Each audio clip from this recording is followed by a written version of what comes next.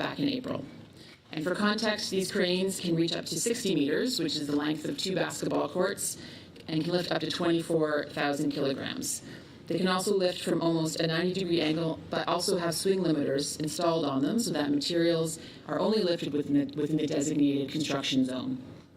So I thought this was a great example to share. This site and these cranes are an example of how we're delivering the GO expansion program next to one of the busiest passenger rail corridors in the country, using more efficient construction methods to minimize impacts and disruption to customers and to keep everyone safe. And lastly, but definitely not... Can I just ask a quick question? Just Sure. before we move from Union Station, can you just explain what's going to be the outcome of this work? Yeah, so the Union Station, we call it the Union Station Expansion Project, but it's really the South Concourse. So if you're familiar with the station, there's this 30-meter zone right now between the south end of the York Via and GO concourses, between that area and the Air Canada Centre, effectively, that previously was underutilized. So it had stair and pedestrian connections to what we previously called platforms 26, 27. But was not fully excavated and was not really a passenger concourse, so had limited pedestrian access and limited connections from the south side of Union Station and the properties there, Air Canada Centre, I guess Scotiabank Arena I should call it now, and the rest of Union Station. So this will basically open up the entire concourse, providing much better pedestrian flow, and then at track level will provide new and wider platforms and a different track alignment to enable our enhanced and increasing service. And this is the key, because that allows for the first platforms that will be wider and create the right pedestrian flow. If you look at Union Station's layout with a platform either side of a train stop, may get people off the trains quickly. That's an older concept of station design, but it doesn't get people. The platforms will be too narrow for the passenger numbers we have in the future. So the platforms have to be widened to provide people with more time to get to the vertical access. So this project is a really important first step in that project, because it creates the first broader, wider platforms with that flow, and will then allow us to, over the next 10 or 12 years, systematically work through the rest of the platforms and make them all wider. Great. And from our tour, you spoke, Stephanie, about how we're incorporating legacy Union Station, what I'll call just the beautiful Union Station we have, and keeping some of that, in terms of the windows and so forth. Yeah, there are a lot of heritage elements to Union Station, and so we do everything we can to maintain and incorporate those as we go forward. Absolutely. Thank you. Okay, and just lastly, but definitely not least, we have Davenport Diamond, and very excited and thrilled to share that, I think this is a video, yeah, that as of April 4th, we now have GO trains on the Barrie line traveling across this elevated guideway. The guideway spans 1.4 kilometers from Bloor Street West down to south of Davenport Road, crossing over busy streets, and of course the CP rail tracks that you see in this photo and in this video. So this work separates one of the busiest rail intersections in North America. Previously, GO trains would cross the Diamond at only 30 miles per hour and were subject to delays and stoppages based on the freight service itself. So with this elevated guideway in service, track speed through this section has now doubled from 30 to 60 miles an hour, which is a big win for our service and a big benefit for our customers as well. When the project is fully complete, this will also improve safety and enhance pedestrian and cycling connections under the guideway and for the neighborhoods that are adjacent. And we know that GO expansion will keep delivering benefits to people and our customers across the region incrementally, and it's really great to see such a large, tangible piece of rail infrastructure entered into service and helping support our operations and customers.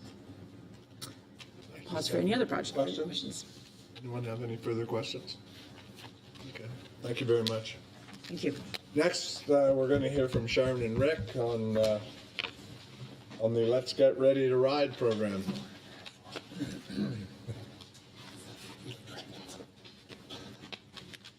Good morning. Rick and I are delighted to be here. Thank you. So it's been a really busy 4 months since we last connected with you. So we're going to start off and share what we've been up to, just some highlights from the team. I hope you enjoy it and I hope it works. Can you play our video, please?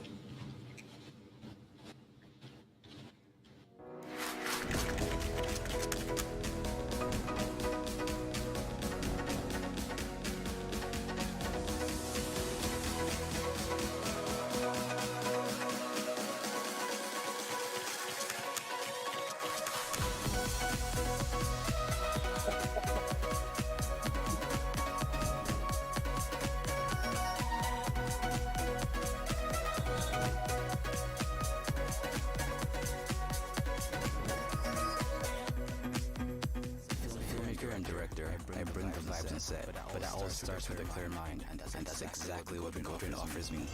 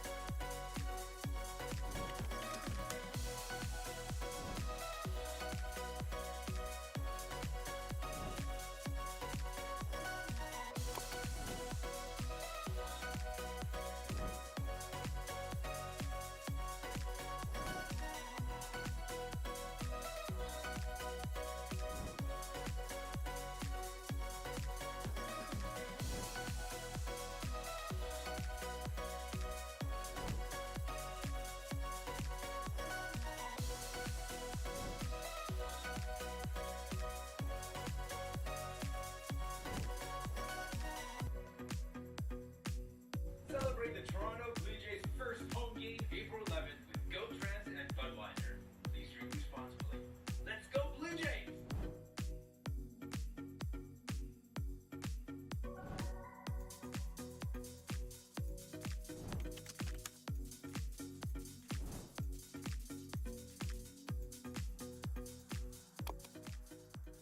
You can now use debit to tap on and off with Presto. So you might be wondering, does Pug also tap? No, it does not.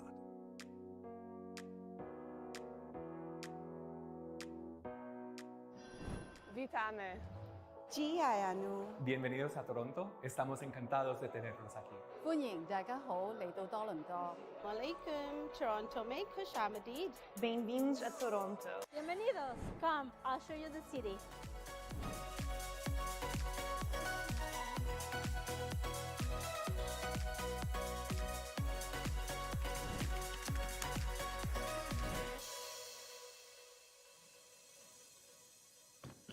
Just before Sharon and Rick start, I just want to say that the interfaces we have to our communities and the way we approach multilingual marketing and all these things is a phenomenal change from where we've been in years before. And it's all credit to the marketing team and the communications team. Well done.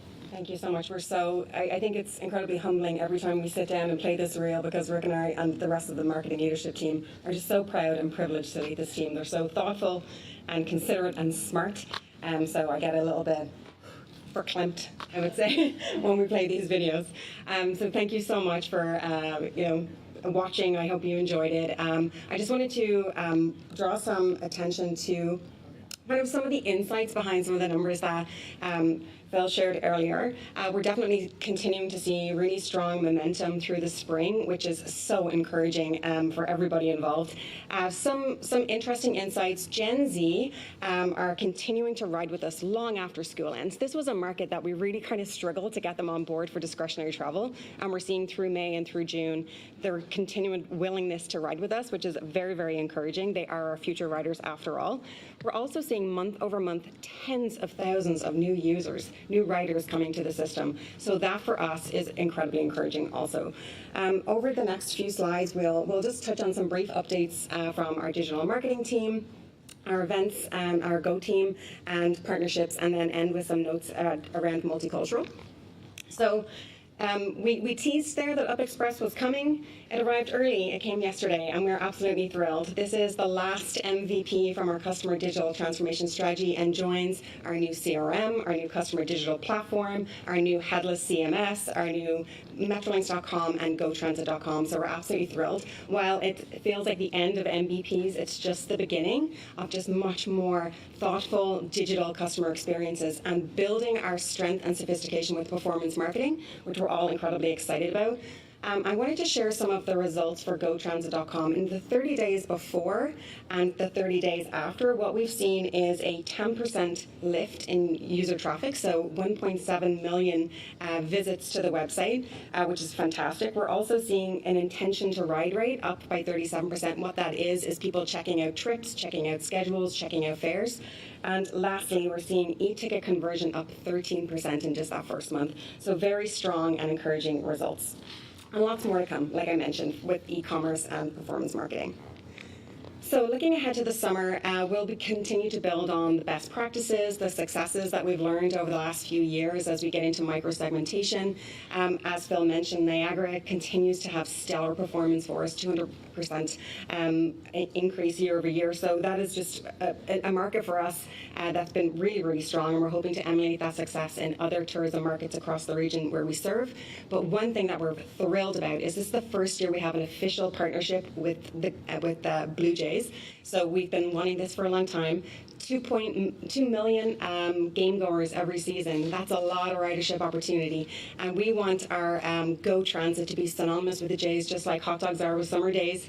It's a great opportunity for us. So I won't, I'll get in big trouble if I spill the beans on some of the activities that are coming, but there's some really great fan experiences that we're planning out for the summer with the Go Jays. So we're thrilled to have them on board. And I'll hand it over to Rick. Thanks, Sharon, and good morning, everybody. It's been said throughout this, the early part of today that ridership is continuing to grow, and we're welcoming both returning riders and new customers, and we've been responding to this growth in demand by bringing on new corporate partners and new sponsors that drive both incremental revenue, but also provide valuable amenities and offerings to enhance our customers' experience. We've seen a number of them already, highlighted by our exciting partnership with Budweiser, where we provided all Toronto Blue Jays fans in attendance on the April 11th home opener with a free ride home, courtesy of Budweiser. And that really hits two key areas for us. One, it's providing individuals who may not have taken our service to try our service and see how great it is. But also, there's a safety component as well. So people who are going to the games and having a fantastic time have an opportunity to ride home safely. So we're helping them make that right choice and the safe choice. So the positive reaction that we received from our customers, the community, and our partner was outstanding. And we continue to try and find new partners and new programs that can provide our customers with very similar type of rewards and benefits, and really at the same time drive incremental non-fare revenue, which is very important to us as well. And as customers continue to visit our stations across the network and use our service, we are providing them with more amenities, more experiences, and quality food and beverage offerings to make their travel experience more enjoyable. We've continued our enhanced vending program and expansion, which we've now implemented over 91 new enhanced vending machines across 33 stations, including a pizza vending machine from Pizza Forno at 407 bus terminal. And depending on that success, we'll continue to roll out more of those type of opportunities across our network. We've launched several new retail partnerships, and we'll be launching several more, highlighted by a new second cup at the Union Station bus terminal, so we're excited about that launch in August. We're also launching a Hawaiian-themed Ono Poke Bar at Burlington GO Station. And these types of partnerships are what they're really telling us is our customers are looking for those type of amenities, and it is providing a valuable service to us and expanding our offerings across the network, at the same time being more commercially minded in how we design stations and what we can provide to our customers. We've partnered with some niche partners as well, such as Wireless Hotspot, and providing SIM card vending machines at a number of stations, including Up Express Union, which provides travelers and other commuters with the ability to enable their mobile devices when they arrive in Toronto. Our onboard Wi-Fi service recently received a significant content upgrade and refresh, and we're providing our customers with premium content, and we're noticing a notable increase in satisfaction from our customers through that program. And we continue to be active in the communities in which we serve by partnering with local event organizers, cultural and festivals, highlighted by the Halal Food Festival that we just hosted earlier in June at Ajax GO Station. So all in all, a very busy quarter, and we continue to do more, all with 2 or 3 key themes, really about driving revenue, but at the same time taking a balanced approach and really providing our customers with a great experience and opportunities and offerings that they find tremendously valuable. And as ridership continues again, and we see the return of many large-scale events and conferences returning to Toronto and the greater Golden Horseshoe area, we've been working with these organizers to be able to create programs and partnerships that attract their attendees to use our service not only to get to the conference, but to get back and, excuse me, at the same time, take in the many attractions in our region while they're here. Most recently, which is happening in the last 3 days, we've partnered with the Collision Conference, which is the largest tech conference in Canada, where 40,000 attendees have come to Toronto to learn and pitch and look for investors, and we're right there with them, encouraging their attendees to get on the Up Express to get home, or take GO Transit to get home if they're local. And that's just the tip of the iceberg on where we really want to go from a corporate business community and travel. So, and to close, ridership growing, corporate market is rebounding. We're optimistic in our pursuit to work with our partners to enhance our customers' experience. Thank you. Back to Sharon. Thank you. And we just wanted to thank you, Phil, for your comments. Really just wrap it up with some update on our inclusive marketing program. Last year, we delivered 50 multicultural campaigns for our riders. We participated in 7 inclusion events, and we increased our investment from just a paltry 2% to 23% in language, in culture advertising. But it doesn't stop there. So I'm thrilled with the team. Through human-centered design thinking, we have plotted out dozens of actions to deliver, not just to build on what we have built here, but to deliver actual products, services, and experiences that improve, because we believe that welcoming, serving, and representing everyone equitably is core to what we do as a public service. So thrilled to share that update with you. I'm happy to take any questions that you might have. Thank you, Rick. Thank you, Sharon. Anyone have any questions you want to ask? Brian? Just a quick one. This is very impressive stuff, by the way, but I was wondering that sort of survey video that you showed right at the outset of this presentation, is it made up of individual videos that would have been targeted for specific audiences? Absolutely, yeah. We're hot on micro-segmentation. We want to make sure that our dollars are working as hard as they can in different channels. So we've actually broadened a lot of our channels. We're now into Snapchat and TikTok and all of these places. So we want to make sure that we have the right message in the right channel to the right audience at the right time. So they did a really good job in creative services of pulling this all together into a really nice narrative for us, which is awesome. Any other questions?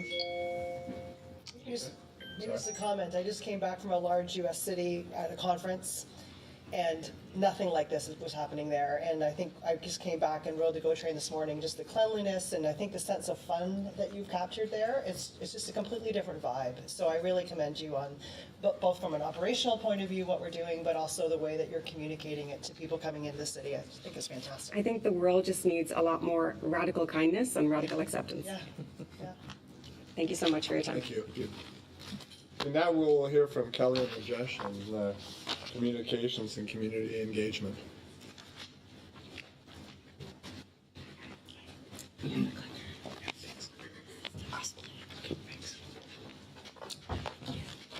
morning, everybody. Kelly and I are super happy to be back here again to talk to you more about our community engagement communication efforts since we were last here.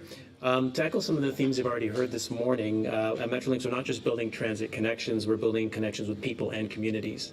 Whether it's enhancing our existing services or constructing transit for the future, our decisions and work impact the communities that we serve.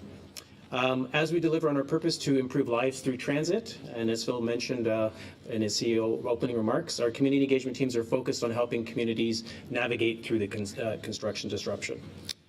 Before we go into our presentation in full, we're going to start off with a video. At Metrolinx, we're building transit for the next generation. Supporting communities and making connections. With more than $75 billion in projects and reaching more than 8 million Ontario residents, it's a big job. Building transit in densely populated areas isn't easy. Every day, our communications and community engagement teams are on the ground, working with local communities every step of the way. Our teams consult with residents and stakeholders to find solutions on how we can minimize disruptions. We promote sustainability, doing our part to help the environment. And we create jobs for residents. All part of the process helping build stronger communities and bringing more transit to the GTHA. Building transit is complex, and we always try to lessen the impact on businesses and communities. We do this because we care. The construction has been disruptive, but we are very aware how much good the LRT will bring to the community. We do our best to ensure the work gets done amidst the city's dynamic piece of life. Do you think the Ontario line will have an overall benefit in the long run? Definitely. Yeah. We need more transit. When there's a chance to improve, we make the necessary changes. We are constantly looking for innovative ways to further engage local communities to help make everyone part of the transit process. When there's a concern, we listen. When there's an opportunity to improve, we act.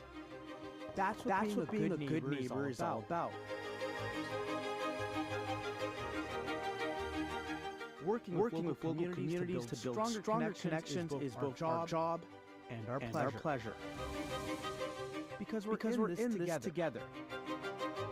We're building transit projects that will transform the region, changing countless lives and creating endless opportunities.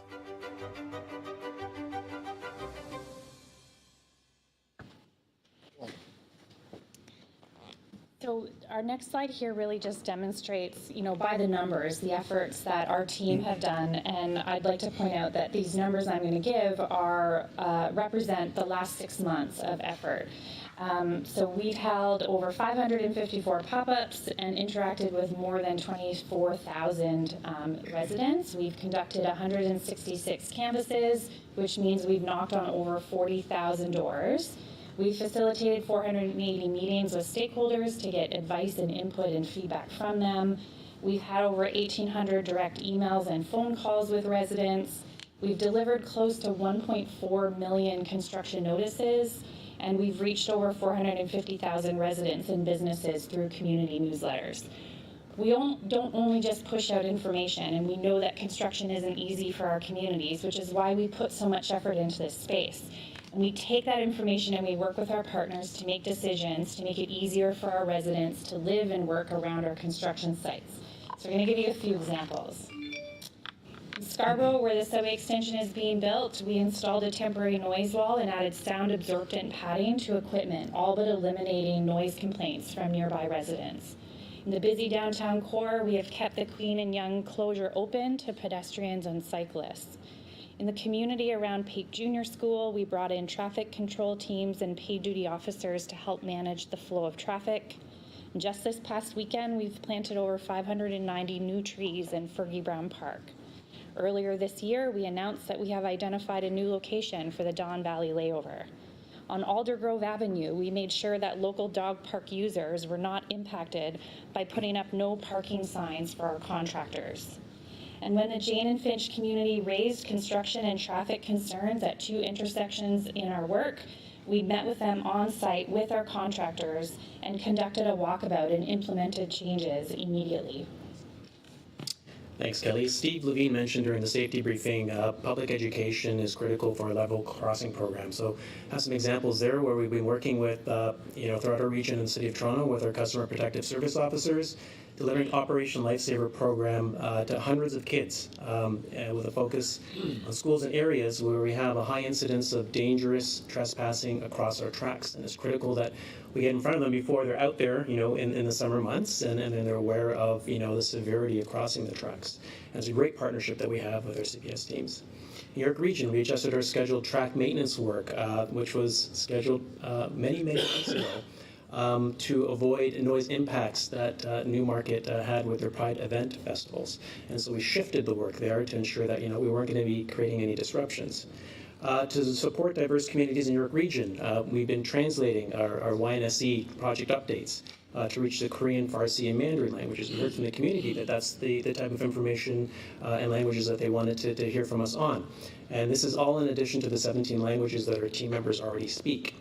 In Peel, we heard from businesses around closure on Top Flight Drive, where they were concerned about impacts to the entrances to their businesses. We made changes to ensure that we allowed egress flow without disruption.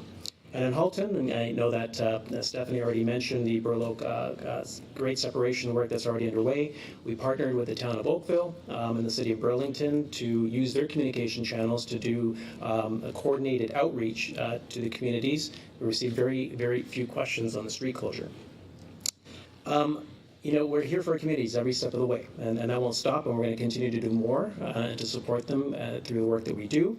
And our focus for the rest of the year will be to continue preparing communities and businesses for construction, starting up and continuing on with our construction liaison committees, putting up more signage and hoarding throughout our construction sites as we begin more demolitions and utility relocation works.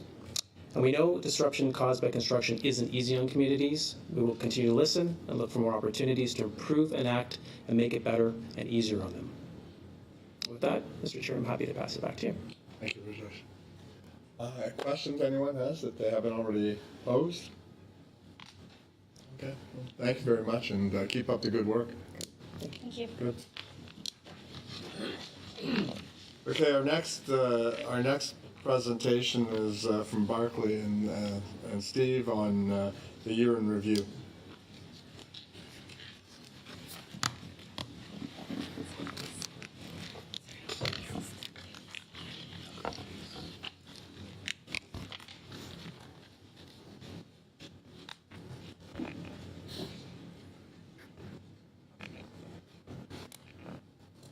Okay, good morning, everybody. On behalf of all of our colleagues across Metrolinx, Stephen and I are thrilled to be here today to recap a year of great progress at Metrolinx. With the first year of our 3-year transformation plan under our belt, we ended the year very positively across our core strategy and objectives. And this really gave us a solid foundation as we moved into this current fiscal year. It's no easy feat to capture all of the achievements in a year, but we're going to do our best in a brief period. And I'll start by sharing how we strengthen customer satisfaction and safety throughout Metrolinx. We entered last year with a very deep focus on lifting the bar across the customer experience. And pleased to say we achieved our ambitious overall customer satisfaction score of 85%. We did this by gaining deeper insight into the customer experience by really looking through the entire customer journey from beginning to end and identifying all of those opportunities where we could take specific actions. We improved our performance by making changes to various areas, including better customer communications, rail and bus on-time performance, and Presto innovation. Across slide. Across operations, ridership levels increased to 60% by the end of the fiscal year of pre-pandemic levels as customers returned to work and school. We reached 41.1 million customers, which surpassed our target for last year. Impressively, 2023, the calendar year kicked off with New Year's Eve being the busiest day across the GO network since the Raptors championship parade some years ago. We also met the demand for more services by reintroducing express service on a number of GO lines, grew bus ridership, and met on-time targets by introducing new initiatives like closing train doors 1 minute prior to departure. We stayed connected to customers and communities on current and future projects at Metrolinx through almost 900 pop-ups within the communities and almost 39,000 interactions. And our various stakeholders were kept informed through a big ramp-up in communication, including newsletters, emails, and social media. And we achieved 4.2 million impressions on social media alone. On the Presto front, we continue to be relentless about providing the best customer experience and continue to exceed targets on system performance. Last year was a big year for us as we rolled out Presto contactless credit across GO Transit and all of the 905 transit agencies. We also completed the TTC device refresh with 6,300 new payment devices installed across buses and streetcars, which will enable the launch of new payment methods this year with the TTC. Moving into our mission-critical objectives around safety. Of course, the safety of employees and customers is really our #1 priority at Metrolinx, deeply rooted in the culture of our organization. Several programs have been were introduced last year to enhance the safety for customers. One that you might have heard about from riding the train or seeing the marketing through Union Station is the Text for Help service. Customers who feel unsafe can simply text for assistance and have customer protective services dispatch officers in real time. We've had a great response to the program with 8,000 texts and know that this is very much appreciated, this anonymous way to ask for help. Another change. Can you, I heard some of my colleagues talking about it, and it struck me as well. 8,000 seems like a huge number. People asking for help. Does this help with, are they using this line to ask for information about the next train, or? Martin and his team have done fantastic work on this, and so can you, it's phone a friend for Barclay, I think. Thanks, Martin. It's a great question, Chair. Customers use the service for reporting safety incidents, things they're unsure about, as Barclay said. We've had examples where passengers and customers have been surprised how quickly assistance arrives. But they also use the service for other things as well, and queries about services or directions or requesting information. So we've seen lots of different types of usage for the service. Of course, it's about a safety support service, but we see it used for other information purposes as well. Yeah, I was hoping it wasn't 8,000 for assault. Yeah. You know? Definitely not. We still, fortunately, even though ridership is growing, we still see very low levels of injuries, assaults and threats to our staff and our customers. That's great. Okay. Thank you, Chair. Just a supplemental note here at the table, Martin.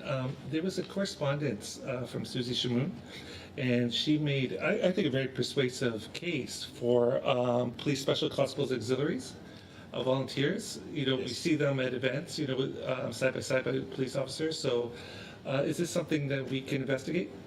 It's something we're actively investigating, yes. We've talked about this and this idea, and we've got 2 or 3 different work streams that we're progressing at the moment to explore some of those suggestions and other things that we've thought about ourselves as well. We've seen it work really well in other areas, and why wouldn't we try and replicate that? Great, and we typically respond to our to those that correspond with us, so we'll be keeping in touch with her. They always respond. Exactly. And as you're aware, we've got 80 of our own officers that Martin and the team have redeployed in a new fashion so that they're actively out there, and we spend up to 20 hours per person out in active, visible patrolling on the network and on trains. So that whole shift has given us about a 57% decrease in number of assaults, violent assaults on our network. So it's very, very positive. With better coverage. With better coverage, with the same number of people. Excellent, thank you. Just more visibility. Good. Okay, thank you. Keep going, Barclay. Thanks, Phil. And further to your point, really this is the new model with our customer protective officers assigned to specific corridors and geographic areas, which really allows them to become highly familiar and knowledgeable with that particular area. And all of these components have led to an improvement in customer satisfaction with safety across GO Transit, which averaged 86% for the year, and on up at 91%. Well, thank you, and over to Steve.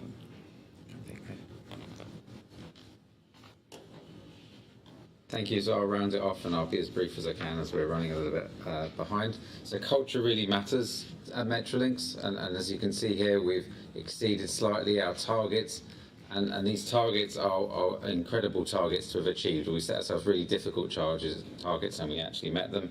And that has been recognised by employees in these independent scoring, but also externally, where we actually were 2023 Canada's most admired culture, and we're actually in their Hall of Fame for doing that 3 years in a row. So it's really impressive to be able to achieve these things. And we also met our gender target of 38%, which is really changing the landscape of the people who work here, which brings all the diversity to how we work and what we do through those actions.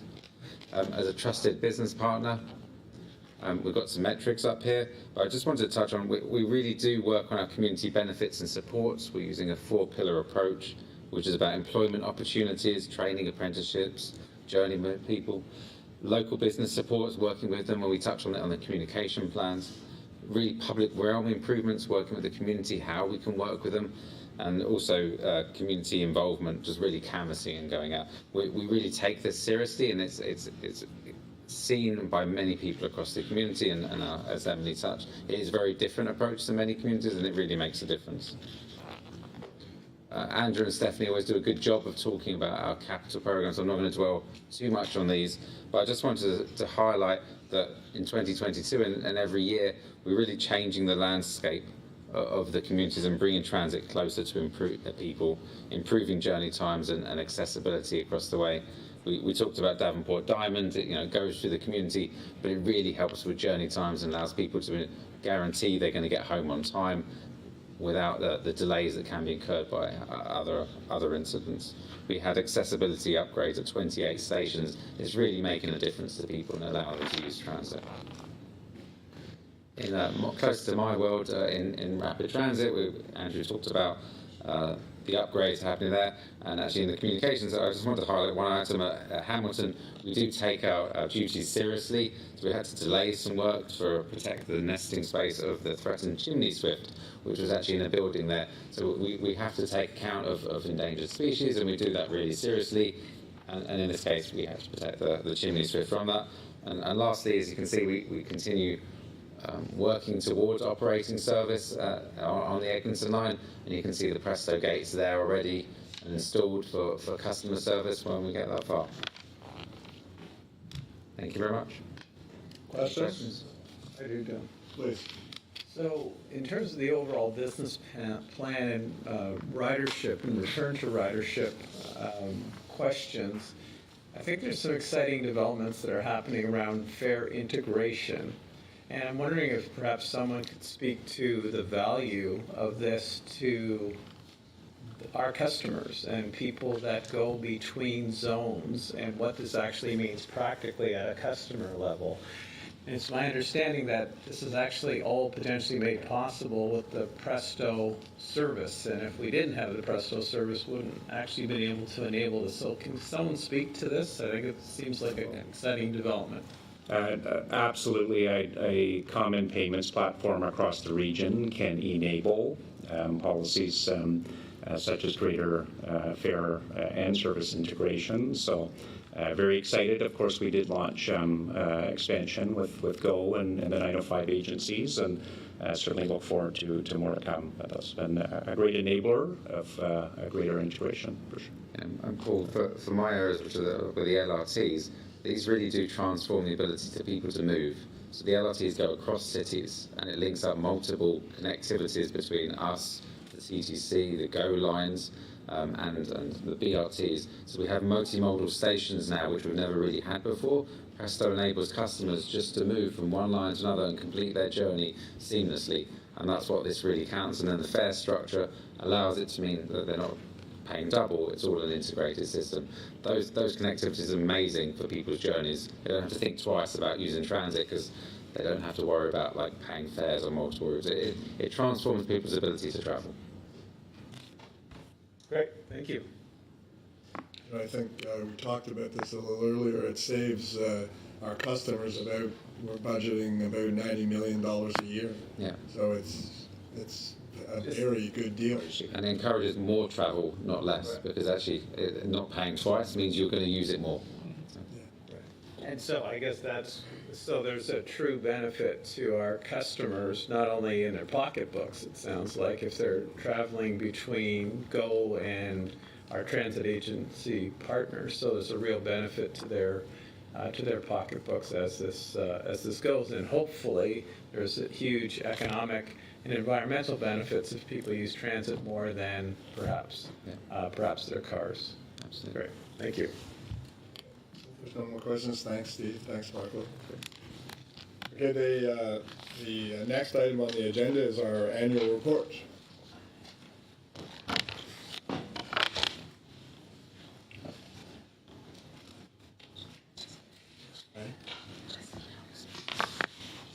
Christina, you're going to speak to this, right? Yes. And David? I get a name tag. I don't. Everybody knows Christina. Exactly. Good morning. We're here to talk about the annual report. Very pleased to be able to present the 2022-23 overview of the organization and our performance this past year. The report obviously highlights operational and financial performance and just shows what an exciting and really productive year the team here at Metrolinx had over the past 12 months.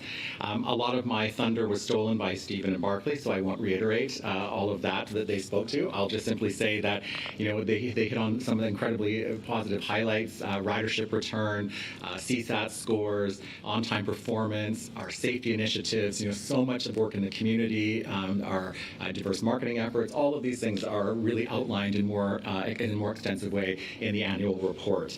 And of course, the entire organization remains very, very focused on maintaining a real focus on our customer and our community, while also keeping a very close eye and a really strong focus on safety.